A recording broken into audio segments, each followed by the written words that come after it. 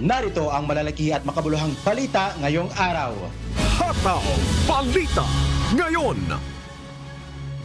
Naglabas na ng advisory ang Philippine Institute of Volcanology and Seismology o PIVOC hinggil sa posibleng pag-agos ng lahar sa paligid ng Bulkang Mayon sa Albay, bunsod sa nararanasang pag-ulang dala ng bagyong Enteng sa probinsya.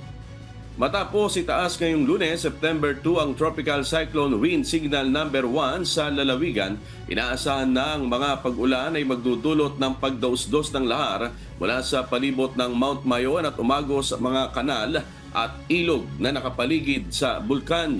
Kabilang sa mga posibleng pagdaluyan ng lahar ay ang Miisi, Binaan, Anuling, Hirangay, Maninila, Masarawag, Mulad Bukad, Nasisi, Mabinit, Matadag, Mong Buyuan, Basud at Bulawan Channel sa Albay.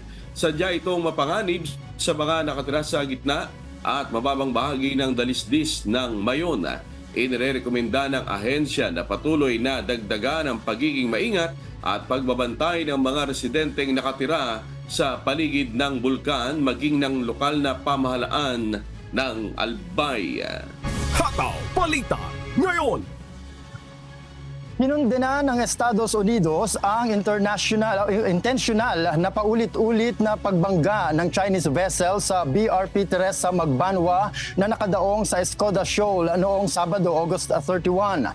Ayon kay Matthew Miller, tagapagsalita ng US State Department, ang unlawful claim ng People's Republic of China ng territorial sovereignty at agresibong aksyon sa pagpapatupad nito ay banta sa malayang paglalayag ng lahat ng bansa. Kaya muli itong nanawagan sa China na kumilos ng naaayon sa international law at itigil na ang mga mapanganib na aksyon na nagpapalala lang sa tensyon sa West Philippine Sea. Ito rin ang panawagan ng European Union. Sa isang pahayag, kinundina din ng EU ang mapanganib na aksyon ng China laban sa barko ng Pilipinas at sinabing ang insidente gaya nito ay naglalagay sa panganib sa buhay ng mga tao sa dagat at ahasang paglabag sa international law. Sa isang post naman ni PCG spokesperson for the West Philippine Sea, Commodore J. Tariela, sinabi nitong bagamat walang nasaktan sa crew ng BRP Teresa Magbanwa, ay nagtamo naman ng barko ng sira dulot ng insidente. Hataw Balita ngayon. Gusto na umanong sumuko ni dismiss Mayor Alice Guo sa mga otoridad pero natatakot para sa kanyang kaligtasan. Ito ang naging pahayag ng legal counsel ng dating alkalde na si Attorney Stephen David, batay rin umano sa huli nilang naging pag-uusap. Dagdag pa ni Attorney David, maraming natatanggap na threat si Guo dahil sa dami ng gusto siyang makuha. Gayunman, umaasa pa rin si David na makukumbinsi niya ang nasumuko na gayong nakikita naman nito na nasa maayos na kalagayan ang kapatid ni Sheila Guo na nauna nang nahuli sa Indonesia kasama si Cassandra Leong. Hataw Balita ngayon. Naniniwala si Vice President Sara Duterte na wala na sa Davao si KOJC leader Apollo Kibuloy. Kasunod ito ng nagpapatuloy na paghahanap ng Philippine National Police sa religious group leader sa loob ng KOJC compound sa Davao dahil sa arrest warrant laban dito. Ayon pa sa pangalawang Pangulo, mahaba ang panahon para maisip ni Kibuloy na umalis ng Davao. Nang matanong kung sa tingin niya ay nasaan na si Kibuloy, ang sagot ni BP Sara, ako, kung one guess kung nasaan si Pastor Kibuloy, nasa langit. Hataw Balita ngayon. Umakyat na sa 8 ang kabuuang aktibong kaso ng Mpox ngayon sa Pilipinas matapos madagdag ang 3 bagong kaso. 2 sa 3 kaso ay mula sa Metro Manila, samantalang ang isa ay mula sa Calabarzon. Nilinaw naman ng Department of Health na ang mga ito ay nagpositibo sa MPX-V clade 2 o yung milder form ng Mpox virus. Ayon pa sa DOH, walang travel history ang mga ito pero may close contact na posibleng pinagmulan ng virus. Sa ngayon ay napagbigay alam ng kagawaran sa mga kinauukulan ng LGU ang mga bagong kaso at pinayuhan ng mga ito na i-monitor ang tatlo habang kinukumpleto ang kanilang home isolation. Hataw Balita ngayon. Nanawagan si Senator Christopher Bongo sa PhilHealth na alisin ang kanilang single period confinement policy. Sa single period confinement policy, isang beses lang babayaran ng PhilHealth ang admission o readmission ng isang PhilHealth member sa ospital kung ito ay mako-confine dahil sa parehong sakit sa loob ng 70 araw. Sa kaniyang privilege speech, tinawag na unfair at illogical ni Sen. Bongo ang nasabing polisiya, lalo na sa estado ng PhilHealth ngayon na mayroong mga sobrang pondo. Iginiit din ng senador na dapat tuparin ng PhilHealth ang kanilang mga pangako sa pamamagitan ng pag-maximize ng kanilang pondo upang masiguro ang sapat na healthcare coverage para sa mga Pilipino. Binibigyan din nito na may responsibilidad ang ahensya sa pamahalaan ng maayos ang kanilang pondo at tiyaking magagamit ng bawat Pilipino ang kanilang benepisyong pangkalusugan. Hataw Balita ngayon. Oy, bad news po para sa mga motorista dahil magkakaroon po muli ng pagtaas sa presyo ng mga produktong petrolyo ang mga kumpanya ng langis bukas. Araw po yan ng Martes, September 3. Batay sa inisyal na pagtaya ng mga oil company, maaaring tumaas ng 10 sentimos hanggang 30 sentimos ang presyo ng kada litro ng diesel. Posible ring magkakaroon ng price hike na aabot sa 30 sentimos hanggang 50 sentimos ang kada litro ng gasolina. Samantalang sa kerosene naman, inaasahan ang taas presyo na aabot sa 50 sentimos hanggang 70 sentimos kada litro.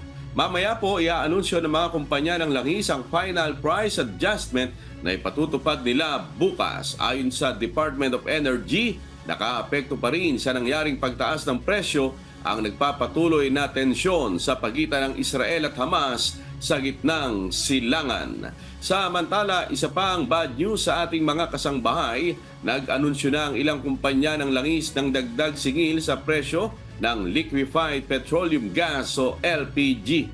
Aabot ng 55 centavos na dagdag presyo ang ipinatupad sa kada kilo ng LPG simula kahapon na September 1. Hataw Balita ngayon. Pinalawig pa ng Land Transportation Office o LTO ang deadline sa paggamit ng improvised o temporary vehicle plate hanggang December 31, 2024. Sa isang pahayag, sinabi ng ahensya na sa halip na ipatupad ito ngayong Setyembre ay may 3 buwang extension ang naturang kautusan. Subalit giit ni LTO Chief Attorney Vigor Mendoza II, hindi ito excuse para sa mga may-ari ng sasakyan na naisyuhan na ng plaka na gumamit pa rin ng improvised o temporary plate. Nanawagan din ito sa mga may-ari ng sasakyan na kunin sa mga dealer ang kanilang plaka kung ito ay available na. Una nang naglabas ng memorandum circular ang ahensya laban sa paggamit ng improvised o temporary plate base na rin sa mga ulat na maraming may-ari ng mga rehistradong sasakyan ang hindi umano kinukuha ang mga plaka sa mga dealer. Nilinaw din ni LTO Chief Mendoza na wala na silang backlog sa mga plaka ng mga four-wheeled vehicle, kaya wala nang dahilan para gumamit ng temporary plate ang mga ito. Hataw Balita ngayon. Patuloy na nararanasan sa mga maraming lugar sa Luzon at Visayas ang hagupit ng bagyong Enteng na pinalakas pa ng southwest monsoon o habagat. Bunsod nito, dineklara ang suspension ng face-to-face classes ang ilang lugar sa bansa. Suspendido na rin ang klase sa lahat ng antas sa mga pampubliko at pribadong paaralan sa Metro Manila batay sa anunsyo ng Malacanang. Wala ring pasok sa lahat ng antas ng pampubliko at pribadong paaralan sa mga lalawigan ng Cavite, Laguna, Batangas, Rizal, Quezon, Bataan, Pampanga, Catanduanes, Camarines Norte, Camarines Sur, Northern Samar at Aurora. Kasama pa sa mga nasuspende ng klase ang San Pascual, Masbate, Claveria, Masbate, Sorsogon City, Pilar, Sorsogon, Kasiguran, Sorsogon, Santa Magdalena, Sorsogon, Bulusan, Sorsogon, Matnog, Sorsogon, Castilla, Sorsogon, Bulan, Sorsogon, Magallanes, Sorsogon, Kidapawan City sa Cotabato. At samantala, preschool hanggang grade 12 naman ang walang pasok sa mga sumusunod. Juban, Sorsogon at Tuguegarao City. Hataw Balita ngayon.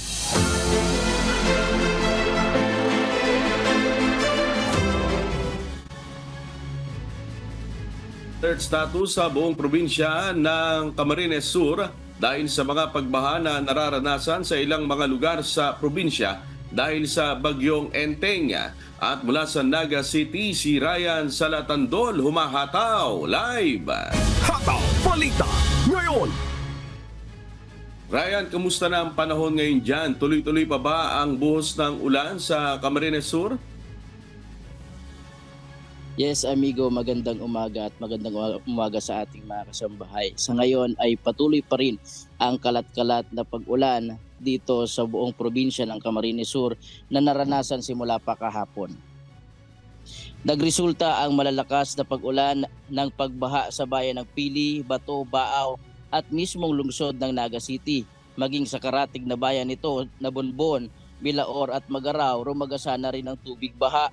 Umapaw naman ang mga spillway sa mga bayan ng Baaw, Milaor, Ocampo at Nabua sa Camarines Sur.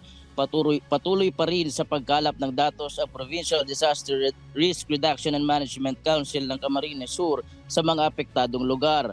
Nauna na rito, nagpatawag na ng emergency meeting si Camarines Sur Governor Luigi Villafuerte sa mga kawani ng PDRRMC. Activated na rin ang 24/7 Emergency Operation Center sa probinsya, pati ang response cluster ng mga local disaster risk reduction management ay nakaalerto na rin. Samantala, nagsuspindi na ng pasok ng paaralan ang lokal na pamahalaan ng Kamsur sa lahat ng antas ng public o private man. Nag-utos na rin ng preemptive evacuation ang lokal na pamahalaan ng Camarines Sur habang forced evacuation naman ang mga bahaing lugar dito sa Naga City.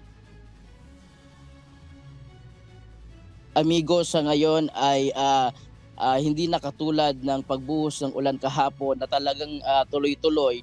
Pero ngayon medyo humihina at minsan ay tumitigil yung pag-ulan. Kaya nababawasan na rin, amigo, ang pagbaha dito sa ilang parte ng Naga City.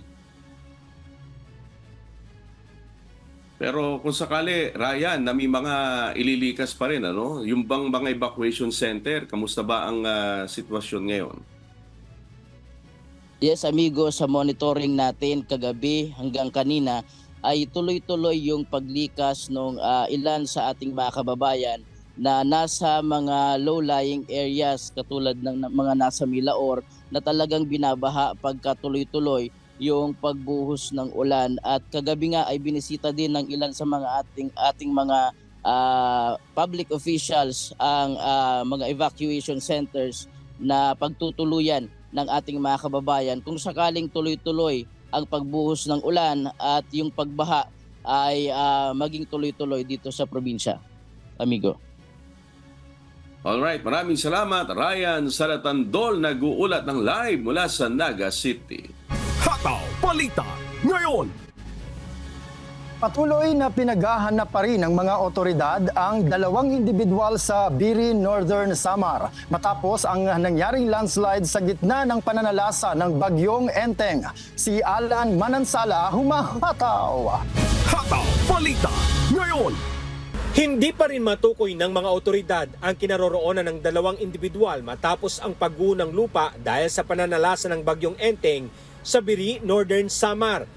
Ayon sa local government unit ng Biri, sa kasagsagan ng pananalasa ng bagyong Enteng, nagkaroon ng landslide sa Purok 1 Tulay area ng Barangay Santo Niño, Biri, Northern Samar sa pagitan ng alas 4 at alas 5 ng hapon kahapon, September 1. natabunan ng lupa ang bahay na sinasabing kinaroroonan ni Federico Galban Sabangan Sr. at Federico Acuña Sabangan Jr. na kasalukuyan pa ring nawawala. Habang sugatan din sa pangyayari ang tatlong individual na ngayon ay nasa Biri District Hospital na. Paglilinaw na lamang ng LGU Biri, Northern Samar, ang nangyaring landslide ay dulot ng malakas na hanging dala ng bagyo at hindi dahil sa ipo-ipo. Samantala, kaugnay ng bagyong Enteng, nagsuspindi na rin ng klase si Northern Samar Governor Edwin Unchuan sa lahat ng antas ng pampubliko at pribadong paaralan sa probinsya. Alan Manansala, humahataw sa balita ngayon. Hataw Balita ngayon. Nakastandby na mga tauhan ng Coast Guard District Southern Tagalog, gayon din ang mga nasa iba't ibang Coast Guard substation bunsod ng nararanasang epekto ng bagyong Enteng sa bawat probinsya sa rehiyon. Layon ng hakbang na agad na marespondahan ang mga residenteng posibleng mangailangan ng tulong lalo na sa mga mabababang lugar. Sa ngayon, nakaposisyon na rin ang kanilang mga rescue equipment at kahapon September 1 nang nagsimulang makaranas ng malakas na pag-ulan ang iba't ibang lugar sa Southern Tagalog. Hataw Balita ngayon. Naniniwala si Vice President Sara Duterte na may pang-aabuso ang mga otoridad sa pagsisilbi ng warrant of arrest laban kay Kingdom of Jesus Christ o KOJC leader Apollo Kibuloy. Samantala, 3 Malaysian nationals na miyembro umano ng naturang religious group ang hindi pinapasok ng Bureau of Immigration sa Pilipinas. Sila Lane Moreno, humahataw. Hataw Balita ngayon. May pang-aabuso umano sa panig ng Philippine National Police sa kanilang pagsisilbi ng warrant of arrest laban kay Apollo Kibuloy at 4 na kapwa nito akusado. Ito ang paniwala ni Vice President Sara Duterte sa gitna ng tensyon sa patuloy na pagalughog ng PNP sa compound ng Kingdom of Jesus Christ sa Buhangin, Davao City. Ayon kay VP Sara, hindi siya tutol na isilbi ng mga pulis ang warrant of arrest pero dapat nasa proseso at hindi labag sa batas. Naapektuhan na din anya nito ang imahe ng Davao City at mga negosyante. Ganon din ang mapayapang pamumuhay ng mga KOJC members at iba pang residente sa lungsod. Pero kung opinion lang nako ang inyong pangutanon, definitely doon ay abuse of authority din ha. Hindi dapat ginagawang excuse na malaki yung lugar. Sa sobrang dami ng mga pulis na nandyan sa loob at sa sobrang dami ng pulis na pinadala para mag-execute ng warrant of arrest, magtataka ka 9 days na hanggang ngayon hindi pa sila tapos sa pag-implement ng warrant of arrest. Nang tanungin kung nasan si Kibuloy, ito ang kanyang tugon. Personally, I think wala na siya. Hindi sila ako, kung one yes, kung nasaan si Pastor Kibuloy, nasa langit. Samantala, 3 Malaysian nationals naman na umano'y mga miyembro ng KOJC ang hinarang ng Bureau of Immigration na makapasok sa Pilipinas nitong August 27. Galing ang 3 sa Kuala Lumpur, Malaysia at papasok na sana ng bansa. Pero nadiskubre ng BI na makikiisa umano sila sa isasagawang protest ng KOJC laban sa pamahalaan kaya hindi sila pinapasok. Nasa immigration blacklist na ang 3 Malaysian at hindi na maaaring makakabalik pa ng Pilipinas. Ayon naman kay Attorney Israelito Torion na abogado ng KOJC, dadalo lang sana ang 3 para sa anibersaryo ng KOJC kahapon. Or they are here to attend the KOJC anniversary. They are not here to attend rallies, no? But they were prevented simply because of a mere suspicion, no? Samantala, hindi naman silang ayunan ng KOJC ang paglalagay ng PNP ng mga wanted posters ni Kibuloy sa kanilang gate nitong Sabado. Pwede property nga ito. Whether you like it or not, since whether you like it or not, nagpasok kayo. If you look at it, pwede property, you post it other place. Pag dito. Sa isang pahayag, sinabi ni Atty. Torion na ito ay maliwanag na pangaharas sa kanila. Ayon naman sa PNP, ito ay para lamang sa public awareness. Ika-10 araw na ng paghahalughog ng PNP sa KOJC compound pero nasa 40 to 50% pa lang umano ang kanilang nasuyod. Lalaine Moreno, humahataw sa balita ngayon. Hataw Balita ngayon. Patay ang 2 pulis at isang abogado matapos magkabarilan sa Tagaytay City, Cavite. Naaresto naman kalaunan ang 2 pang sospek na kabilang sa namaril sa 2 pulis. Si Benedict Samson, humahataw. Hataw Balita ngayon. Land dispute ang posibleng anggulong tinitignan sa ngayon ng Tagaytay City Police sa nangyaring barilan ng 2 pulis at isang abogado sa isang subdivision sa Barangay Maitim 2nd Central, Tagaytay City, Cavite, bandang alas 2 ng hapon nitong Linggo, September 1. Ayon sa investigasyon ng Tagaytay City Police, pumunta sa naturang subdivision ang naturang mga pulis upang maghanap ng ibinebentang lote, ngunit pinigilan sila ng security guard. Habang nasa loob na sila ng subdivision, dumating ang isang abogado na kinilalang si Attorney Dennis Santos lula ng sasakyan, kung saan pagbaba nito ay pinagbabaril na ang 2 pulis. Nagawa pang gumanti ng putok ng baril ang PNP personnel, ngunit dahil sa tama ng bala ay idineklarang dead on the spot si Police Captain Adrian Binalay na naka-assign sa Criminal Investigation and Detection Group sa NCR. Samantala sila Police Captain Thomas Bataraw Jr. at ang abogado ay nagawa pang madala sa ospital, ngunit idineklara ring dead on arrival. Kalauna naman ay naaresto ang 2 pang suspect na mga umano'y retired sheriff na sila Elber Mabuti na positibong kilala ng witness at Benedicto Hebron na sa ospital naman nahuli. Sa isang pahayag na inilabas si Calabarzon Police Regional Director, Police Brigadier General Paul Kenneth Lucas, nagpahatid ito ng pakikiramay sa mga naulilan ng mga nasawi sa insidente. Tiniyak din ng general na magsasagawa sila ng masusing investigasyon sa nangyaring barilan at mabigyan ng hustisya ang mga naulilang pamilya. Benedict Samson, humahataw sa balita ngayon.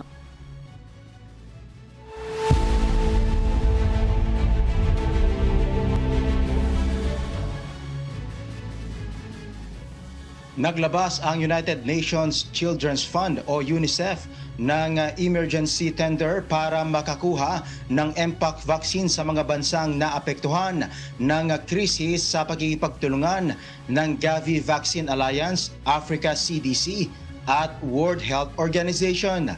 Ito ay magbibigay daan sa UNICEF na bumili at magpadala ng mga bakuna ng walang pagkaantala kapag nakumpirma na ang financing demand, kahandaan at mga kinakailangan sa regulation. Mula sa Grand Prairie, Canada, may humahataw na balita si Jeffrey Reyes, live. Hataw Balita ngayon. Yes, Jeffrey, ilang doses ba ang napagkasunduan na gawin ng vaccine makers? Yes, magandang araw. Depende ang magiging dami sa kapasidad ng produksyon ng mga manufacturer. Nasa 12 million doses hanggang sa taong 2025 ang maaaring gawin ng mga ito alinsunod sa kasunduan. Sa ilalim ng tender, magse-set up ang UNICEF ng conditional supply agreements sa mga magpo-produce ng bakuna. Magbibigay daan ito sa UNICEF na bumili at magpadala ng mga bakuna na walang pagkaantala kapag nakumpirma na ang financing, demand, kagandaan o kahandaan at mga kailangan sa regulasyon. Malaking tulong din ang pakikipagtulungan ng Vaccine Alliance, Pan-American Health Organization, Gavi, African Centers for Disease Control and Prevention at the World Health Organization upang mapadali ang donasyon ng mga bakuna mula sa mga stockpile ng mayayamang bansa. Patuloy din sinusuri ng WHO ang impormasyong isinumite ng vaccine makers noong August 23, 2024 at inaasahang makukumpleto ang pagsusuri para sa emergency use listing sa kalagitnaan ng Setyembre. Bukod dito, sinusuri rin ng ahensya ang alinpang emergency para sa 2 vaccine na gawa sa Bavarian Nordic at KM Biologics ng Japan. Sa kasalukuyan, mahigit sa 18,000 suspected cases na ang Mpox ang naiulat sa Congo at nasa 629 na ang namatay habang mahigit sa 150 ang kumpirmadong kaso sa Burundi. Balik sa iyo. Yes, Jeffrey, nakakalungkot nga yung balita na yan. Pero meron ka bang impormasyon kung ilan ang pinadalang Mpox vaccine sa Africa?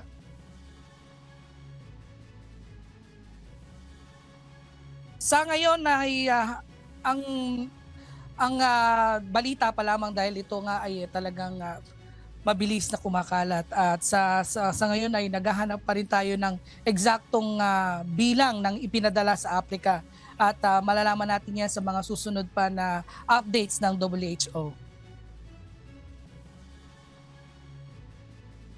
Alright, maraming salamat at Jeffrey Reyes mula sa Grand Prairie, Canada. Hataw Balita ngayon. Nagsimula na ang kampanya para ma-inoculate ang mga bata sa Gaza laban sa polio at maiwasan ang pagkalat ng virus. Kasunod ito ng pagkasawi ng isang sanggol dahil sa virus noong nakaraang linggo. Ang unang kaso sa teritoryo sa loob ng 25 taon na. Ito ang humahataw na balita ni Axie Salem. Hataw Balita ngayon. Nagsimulang vaccination campaign para sa mga bata sa Gaza laban sa polio matapos ang unang kaso sa loob ng 25 taon. Naganap ito matapos magkaroon ng kaso ng type 2 polio ang isang sanggol noong nakaraang linggo. Natuklasan ng World Health Organization na kailangan magsagawa ng vaccination para sa 640,000 ng mga bata kung saan mahigit 90% ang nararapat makatanggap ng 2 doses. Ginagamit ng United Nations ang mga pagkakataon kung saan pansamantalang walang laban sa Gaza upang mapadali ang kampanya. Nag-report ang mga medikal na kasapi ng mga pag-atake ng Israel ay nagdulot ng 49 na kamatayan kamakailan, kasama na ang 19 sa isang insidente sa Nuseirat. Samantala, nanawagan si Dr. Yusuf Abu Al-Rish para humiling ng ceasefire upang matiyak ang tagumpay ng kampanya. Axie Salem, humahataw sa balita ngayon! Hataw Balita ngayon. Pinuna ni United States Vice President Kamala Harris ang ginawang pagbisita ni Republican presidential candidate Donald Trump sa Arlington National Cemetery. Aniya, isa itong pambabastos dahil ginamit lamang ito ng dating US President bilang isang political stunt. Ito ang humahataw na balita ni Carmela Marinda. Hataw Balita ngayon. Nakibahagi noong nakaraang Lunes si presidential candidate Donald Trump sa ginawang wreath-laying ceremony sa Arlington National Cemetery bilang pagbibigay pugay sa 13 servicemen na namatay sa Afghanistan noong 2021. Binisita rin niya ang Section 60 ng Virginia Cemetery na itinuturing na sagrado ng mga militar, kaya't ipinagbabawal dito ang anumang gawaing politikal. Sa kabila nito, ang mga video na kinuha ng kampo ni Trump sa naturang lugar ay ginamit ng kanyang grupo upang gumawa ng mga patalastas para sa kanyang pagtakbo. Pinuna naman ito ni Vice President Kamala Harris at sinabing ang mga lugar na ito ay upang parangalan ang mga bayaning nagbuwis ng buhay para sa Estados Unidos at hindi para gamitin sa politika. Dagdag pa niya, binastos ng dating presidente ang sagradong lugar upang makapamulitika. Nakatanggap din ng pagpuna mula sa veterans at mga kapamilya ng mga sundalo ang dating presidente. Depensa naman ni Trump, ang mga kapamilya ng mga sundalo na namatay sa Afghanistan ang nag-anyaya sa kanya na pumunta sa sementeryo. Sabado, August 31 nang mag-post ng video ang kampo ni Trump sa kanyang Truth Social account na nagpapakita ng suporta sa kanya ng ilang kamag-anak ng 13 sundalong namatay sa Afghanistan. Sa naturang video, ipinagtanggol ng mga kaanak ang ginawa ng dating presidente habang kine-question naman ang suporta ni Harry sa mga namatayan. Carmela Marinda, humahataw sa balita ngayon.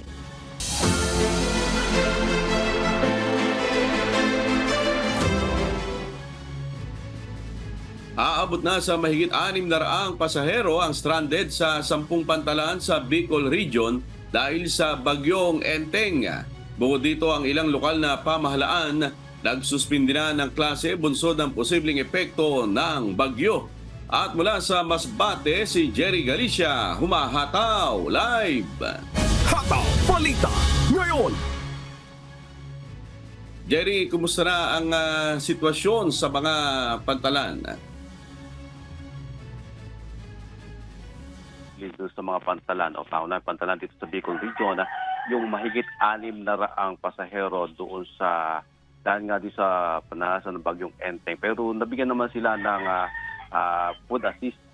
Batas na lang Philippine Coast Guard o PCG Bicol, may 679 na pasahero ang hindi nakabiyahe, gawin din ng 271 na rolling cargoes at 16 na sasakyang pandagat.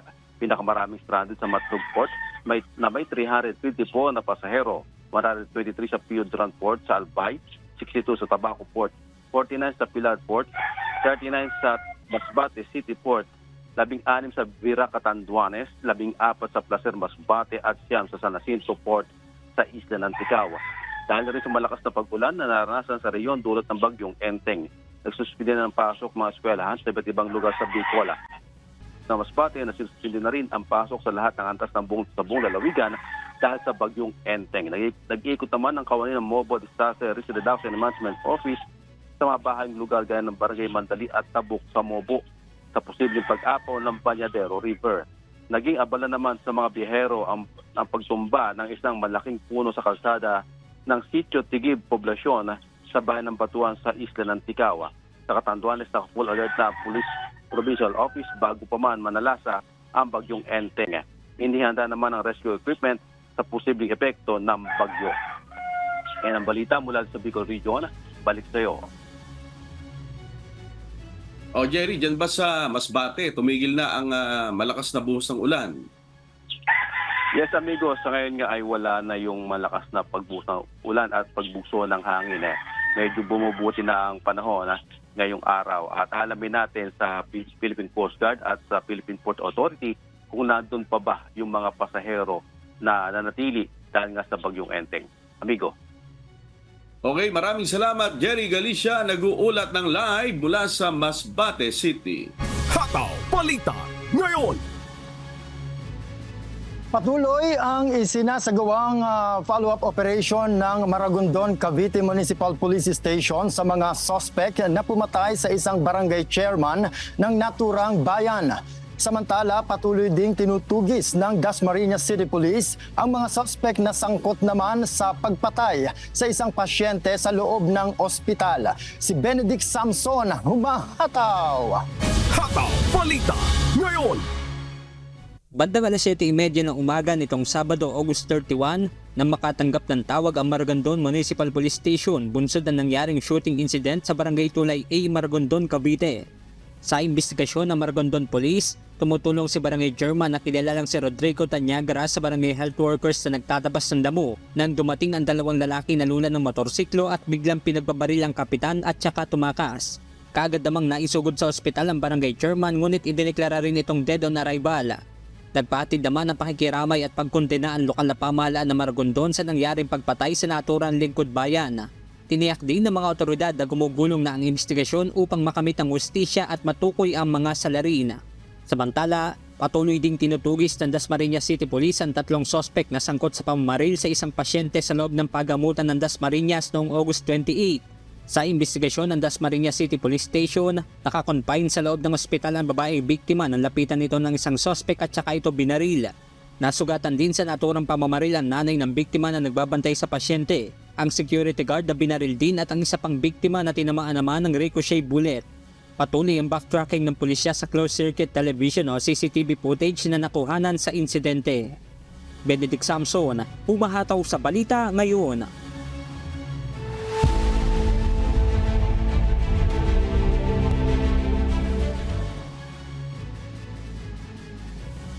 Nakakaapekto ang extreme weather sa mas malaking posibilidad na magkaroon ng power outages sa Estados Unidos. Ito ang humahataw na balita ni Abby Valdez. Hataw Balita ngayon. Lumalala ang mga epekto ng global warming sa bawat bahagi ng United States at ang resulta nitong extreme weather ay nagdudulot ng mas maraming beses sa pagbagsak ng mga power grid sa buong bansa.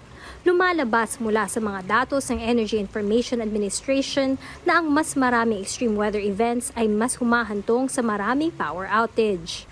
Batay sa datos ng ahensya, 16% na mas maraming disruption ang naitala noong 2022 kumpara noong 2013. Kapag nagkaroon ng power outage, hindi ito dahil walang sapat na power ang mga grid. Sa halip ay may problema sa paghahatid ng kuryente sa mga customer na karaniwan ay dahil sa disruption sa transmission at distribution lines. Base sa ulat ng Climate Central, 58% ng weather-related outages sa pagitan ng 2000 at 2023 ay bunsod ng severe weather, 23% naman ang dahil sa winter storms at 14% na dulot naman ng tropical cyclones, kabilang na ang hurricanes. Ayon sa mga eksperto, kapag mas matagal na walang kuryente, nagiging mas lalong mapanganib ito sa kalusugan ng tao, lalo na sa mga residenteng may underlying na medical conditions. Abby Valdez, humahataw sa Balita Ngayon. Hataw Balita Ngayon. Itinuturing ng ilang mga otoridad na masyadong mapanganib upang patuloy na mag-deploy ng mga divers at ilan pang mga rescuer sa mahigit isang linggong paghahanap sa 48 taong gulang na Indian na babae na nahulog sa isang sinkhole sa Kuala Lumpur, Malaysia. Itong humahataw na balita ni Early Briones. Hataw Balita Ngayon. Inihayag ng mga otoridad na masyadong mapanganib ang ginagawang search and rescue operations para patuloy na mag-deploy ng mga diver at rescuer sa paghahanap kay Vijaya Lakshmi, 48 anyos na babaeng Indian, na nahulog sa isang sinkhole sa Malaysia noong August 23. Patungo sana ito sa isang templo kasama ang kanyang pamilya nang biglang lamunin ito ng 8 meters o 26 feet na sinkhole sa kalye ng Jalan Masjid, India. Agad namang nagsagawa ng isang search and rescue mission ang pamahalaan ng Malaysia na kinabibilangan ng halos mahigit sa 100 rescuers. Subalit sa kabila ng kanilang pagsisikap ay hindi pa rin sila nagtatagumpay. Nagtangkang pasukin ng 2 divers noong Biyernes, August 30 ang sinkhole.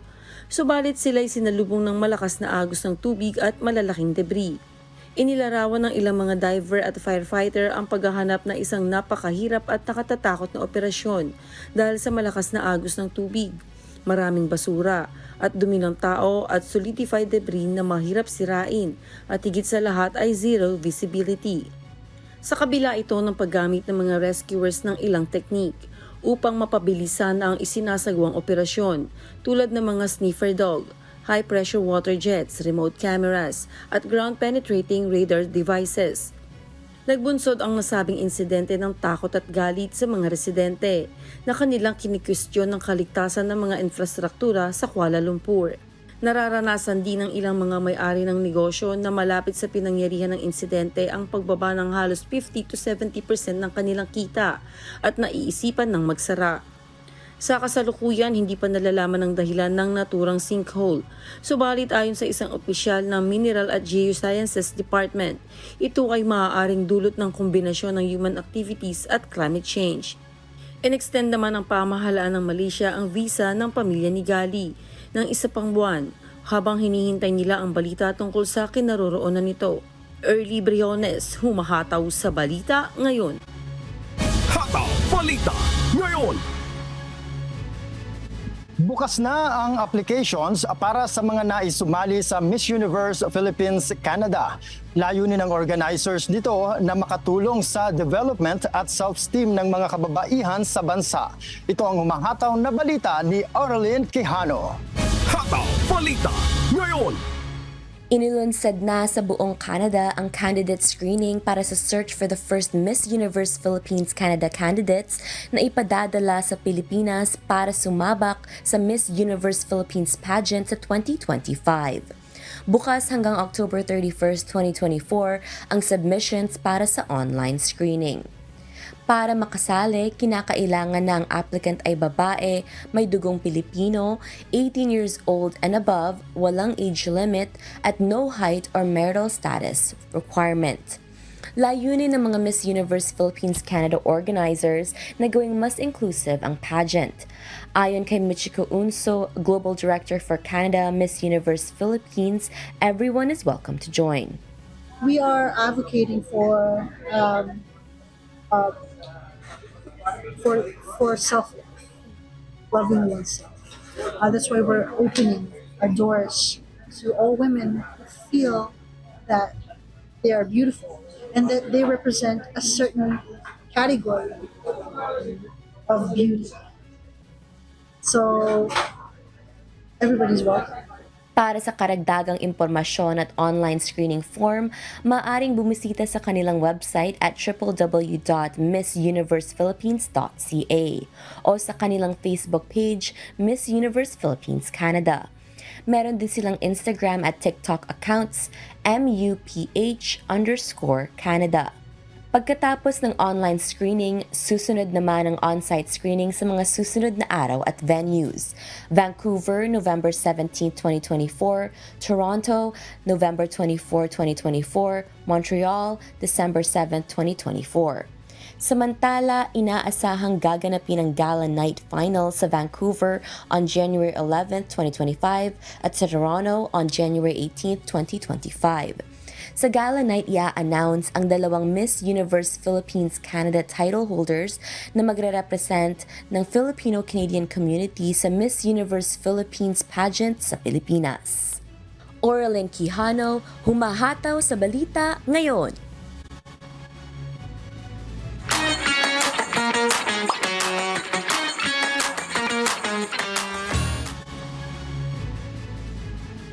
Ready na for release ang bagong batch ng e-passport sa Embahada ng Pilipinas sa Qatar.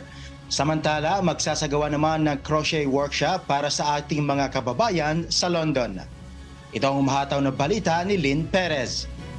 Hataw Balita ngayon. What's up, kabayan? Ready na for release sa mga bagong batch ng e-passport sa Embahada ng Pilipinas sa Qatar. Para maklaim ang inyong mga bagong pasaporte ay dalhin lamang ang lumang pasaporte at ang inyong resibo. Bukas naman ang embahada mula Linggo hanggang Huwebes ng alas 7 ng umaga hanggang alas 3 ng hapon. Para makita kung ang inyong pasaporte ay ready na for release, ay scan lamang ang QR code na makikita sa Facebook page ng Embahada ng Pilipinas sa Qatar sa facebook.com/PHNQatar. Magsasagawa naman ang MWO-OWA sa London ng isang crochet workshop para sa ating mga kababayan sa bansa. Magpapasimula ito sa September 22 at 29 at October 6 at 13 ng alas 10 ng umaga hanggang alas 4 ng hapon.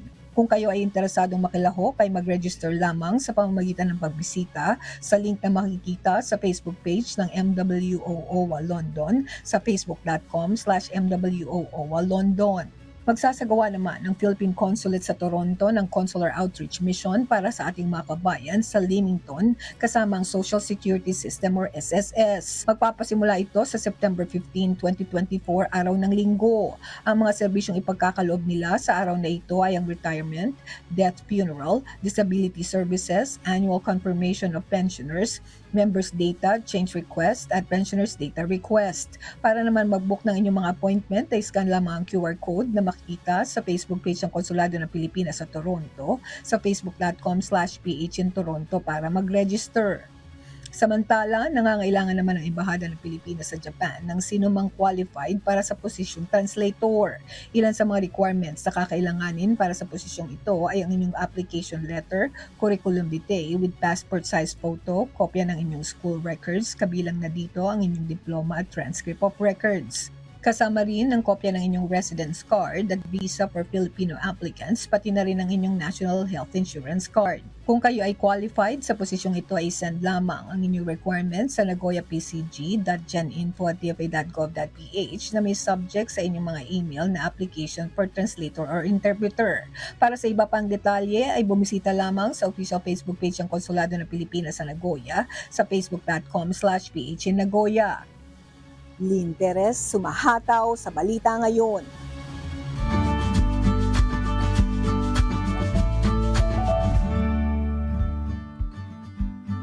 Bahagyang lumakas ang bagyong Enteng habang tinatahak nito ang coastal waters ng Binzons, Camarines Norte. May lakas itong 75 kilometers per hour malapit sa gitna at bugso na 90 kilometers per hour habang kumikilos sa west-northwest sa bilis na 10 kph. Nakataas ang Tropical Cyclone Wind Signal number 2 ang hilagang bahagi ng Camarines Norte, the northeastern portion ng Camarines Sur, eastern portion ng Cagayan including Babuyan Islands, eastern portion of Isabela, Polillo Islands, eastern portion ng Quirino at eastern portion ng Kalinga.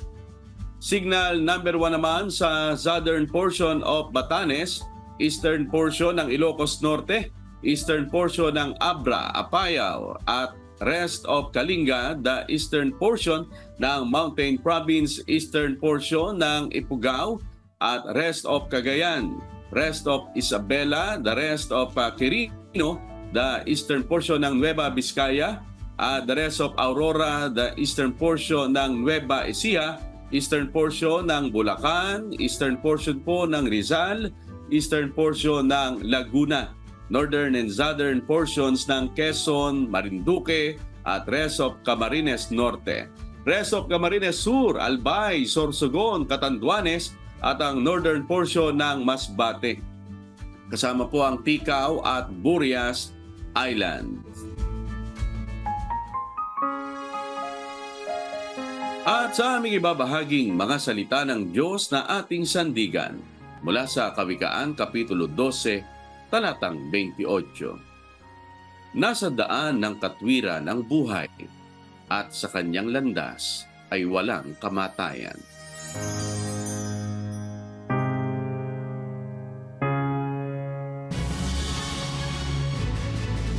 At yan po ang mga humahataw na balita ngayong umaga ng Lunes, ikalawa sa buwan ng Setyembre 2024. Sa ngalan po ng lahat ng bumubuo ng UNTV News and Rescue, UNTV Radyo Libertad 1350 at ng ating mga correspondent mula Luzon, Visayas at Mindanao. Mula po rito sa Pilipinas, ako po inyong amigo, Sherwin Kulubong. At yan po ang mga humahataw na balita sa iba't ibang panig ng mundo ngayong Monday morning, September 2, 2024. At mula rito sa Edmonton, Canada, ako po si Noel Poliarco. Ako naman si Cres Fugaban mula sa Montreal, Canada. At dito sa UNTV at UNTV Radyo La Verdad 1350, Diyos ang aming sandigan, serbisyo publiko ang aming pinahahalagahan. Susunod na po ang Good Morning Kuya. Salamat po sa Diyos at magandang umaga.